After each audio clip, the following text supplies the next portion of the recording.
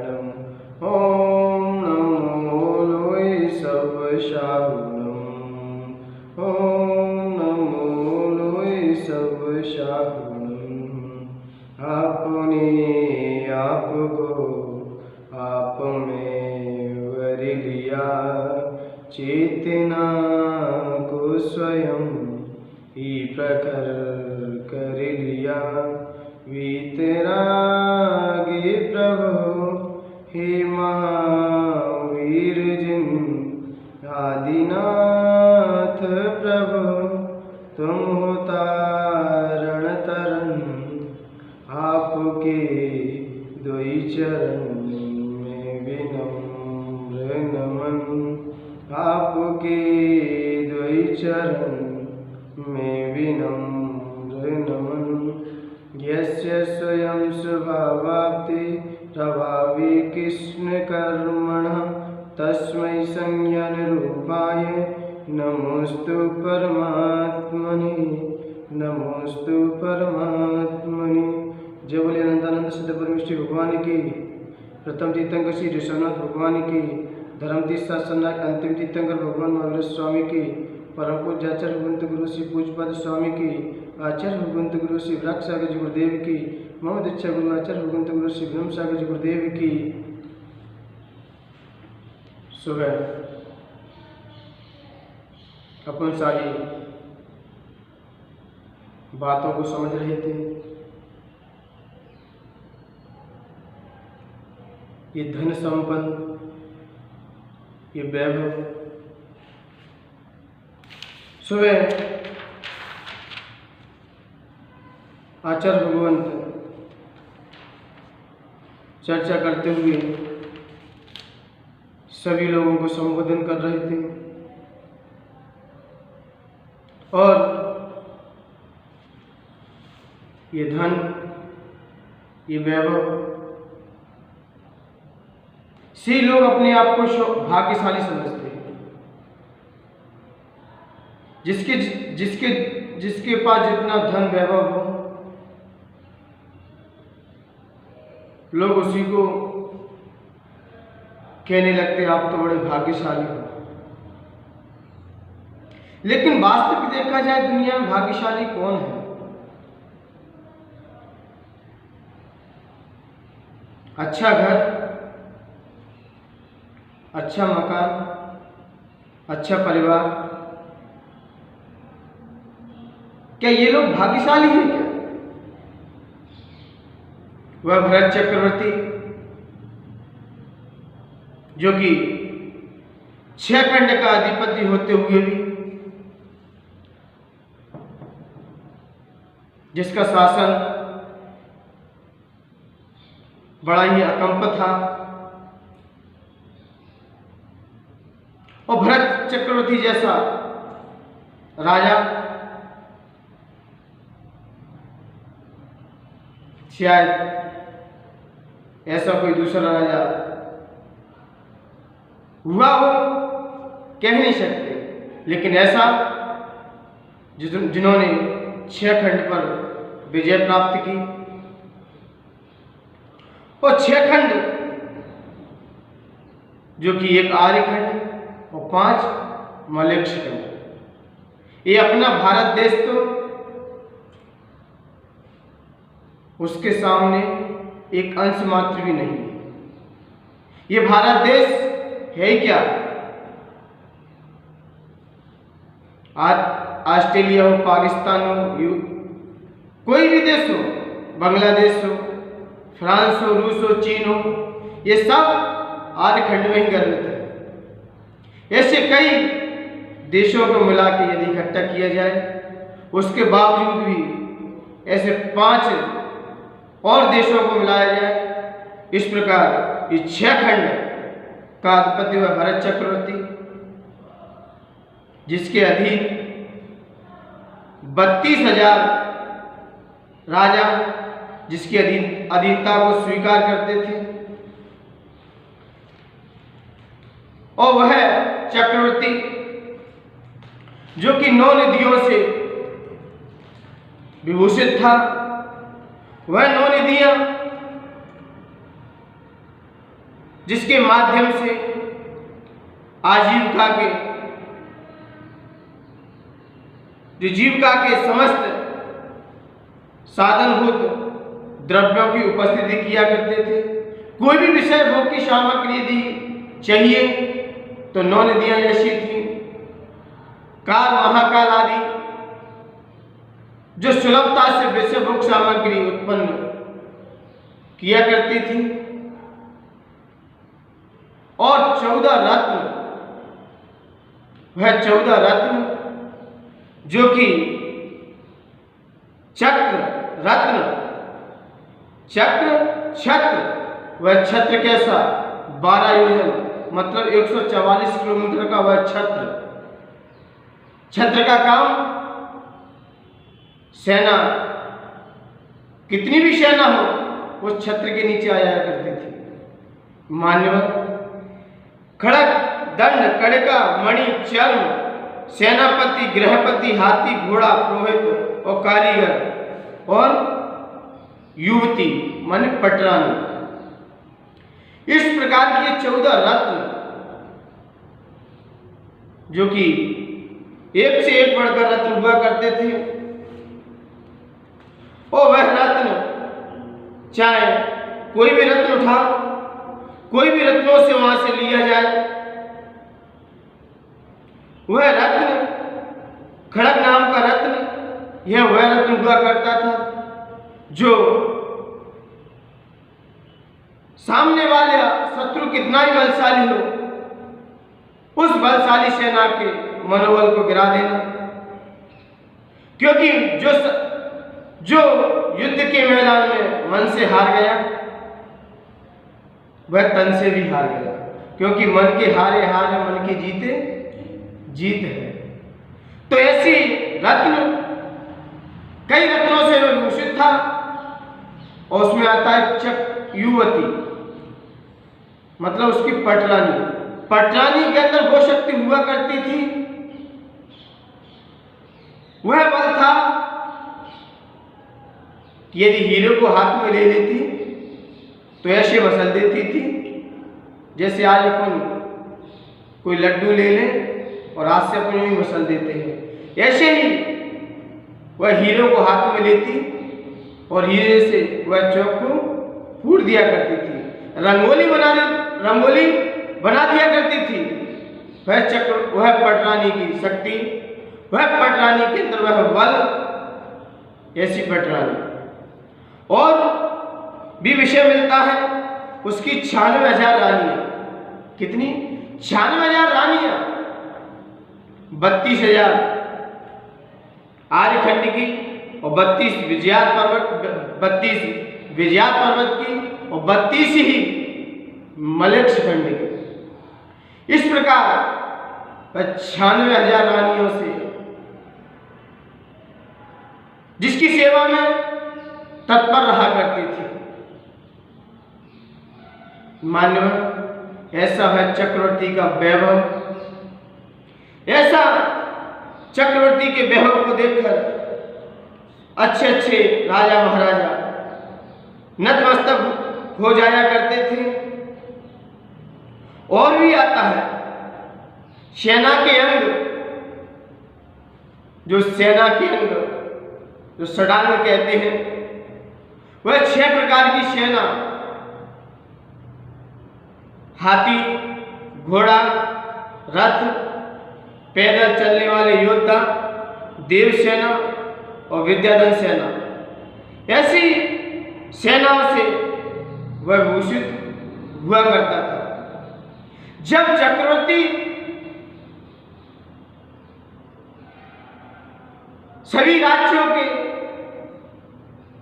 राज्य के राजा उसके अधीनता को स्वीकार कर चुके, जब वह महल में अपने राज सिंहासन पर बैठा हुआ था, तो सामने ही मां आई। मां ने कहा, हे भरतेश, ऐसा लगता है शायद दुनिया में आपसे बड़ा भाग्यशाली कोई नहीं है। कि आप ही दुनिया में मुझे सबसे बड़े भाग्यशाली दिखाई दे रहे हैं। जब ऐसे शब्द मां के सुने तो ऐसे ही मां के शब्द सुनते ही भरत अपने सिंहासन से उठे और जैसे सिंहासन से उठे तो मां से कहा, मां ऐसे शब्द मत बोलिए मुझसे, आप ऐसे शब्द बोलकर मुझे तिरस्कृत मत कीजिए, मुझे लज्जित मत कीजिए मां। तो मां ने कहा, ऐसा मैंने क्या कह दिया? तब भरत जी ने कहा कि मां, भाग्यशाली तो वो हुआ करते हैं, भाग्यशाली तो वो पुत्र हैं आपके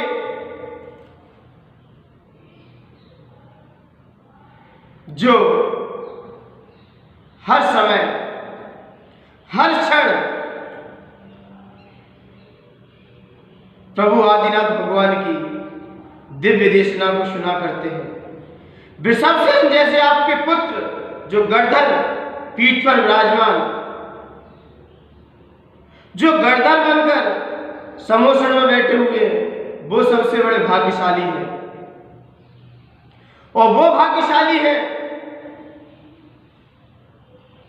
वो पुत्र आपके भाग्यशाली है जो प्रभु आदिनाथ से पहले मोक्ष चले गए। अनंतवीर जैसे पुत्र, वो भाग्यशाली पुत्रियां हैं आपकी ब्रह्मी सुंदरी, जिन्होंने आर्का की व्रतों को अंगीकार किया, आर्का दीक्षा लेकर अपने पिता का सर झुकने नहीं दिया।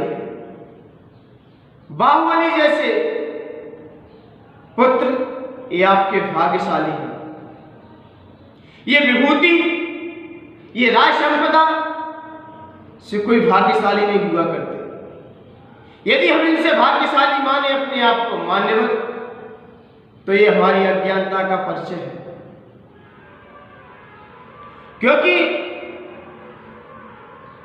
भाग्यशाली वो होते हैं जो धर्म को धारण कर लेते हैं जीवन में। हम भाग्यवान तो हो सकते हैं लेकिन भाग्यशाली नहीं हो सकते। क्यों? भाग्यवान वो हुआ करते हैं जो धर्मात्मा की संगति करते हैं, जो धर्मात्मा के पास बैठते हैं, जो सत्पुरुषों का उपदेश सुनते हैं, वो भाग्यवान है। और स्वयं धर्म को धारण कर लेते हैं, वो कौन है? वो भाग्यशाली है। और इन दोनों से हटकर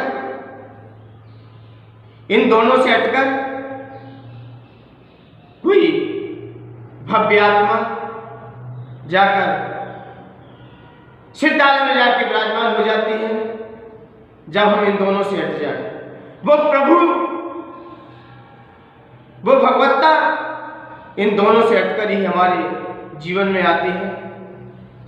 इसलिए मान्यवर, मैं भाग्यशाली नहीं हूं। जब मां ने ऐसा सुना तब माने जाना कि भरत वास्तव में वैरागी है।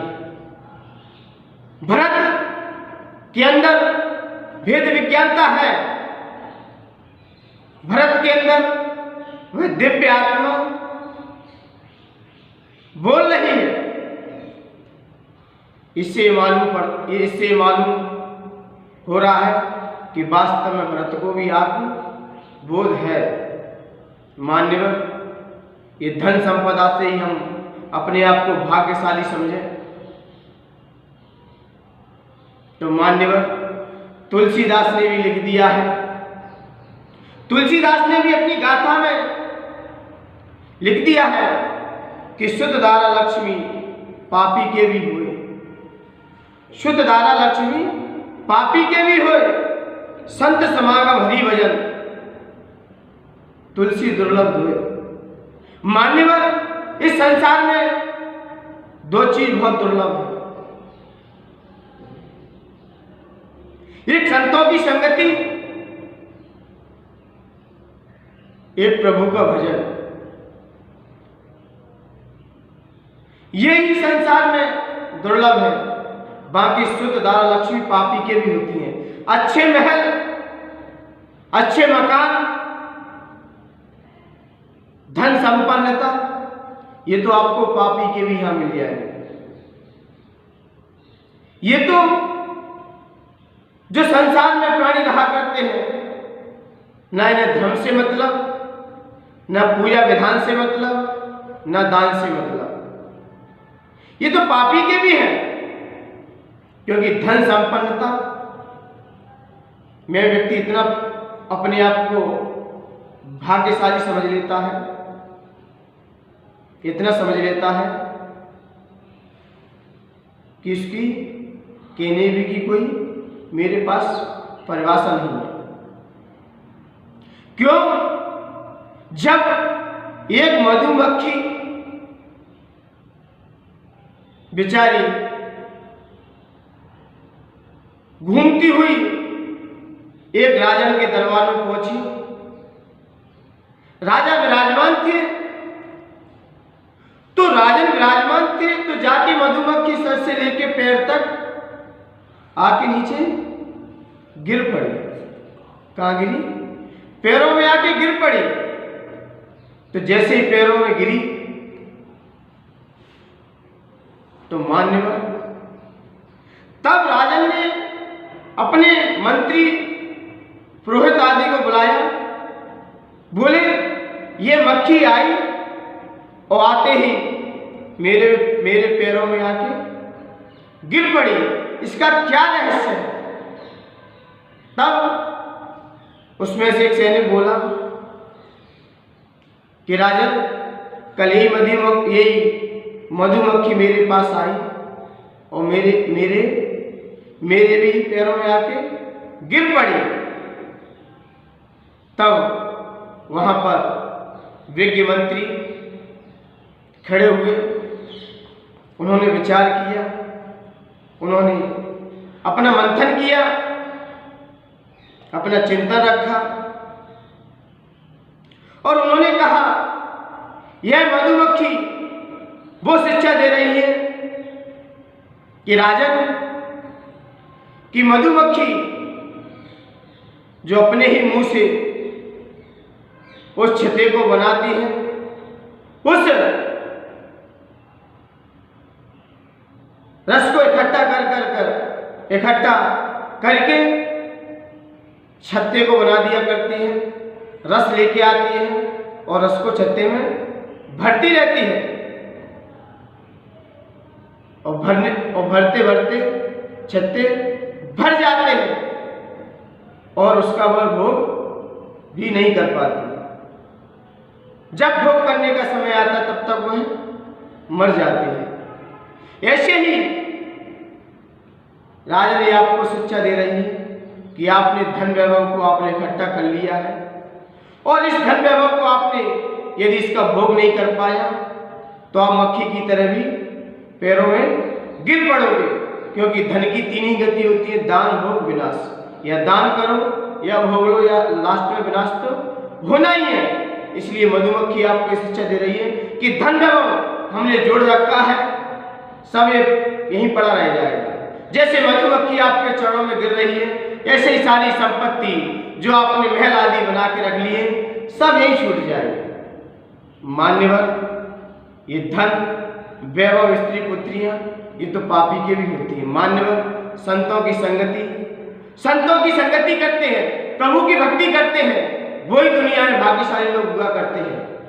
मान्यवर, धन संपन्नता पाने से कोई भाग्यशाली नहीं हुआ करता। इसलिए मान्यवर, आज के विषय में पूज्यपाद स्वामी ने भी यही कहा कि जैसे जैसे हम विषय भोग को छोड़ते चले जाएंगे, इनका त्याग करते चले जाएंगे, तो मान्यवर उस हम आत्मशक्ति को भी जान सकते हैं, उस परम पिता परमात्मा का अनुभव भी अपने जीवन में कर सकते हैं, उसकी भी अनुभूति कर सकते हैं। किसके बल से?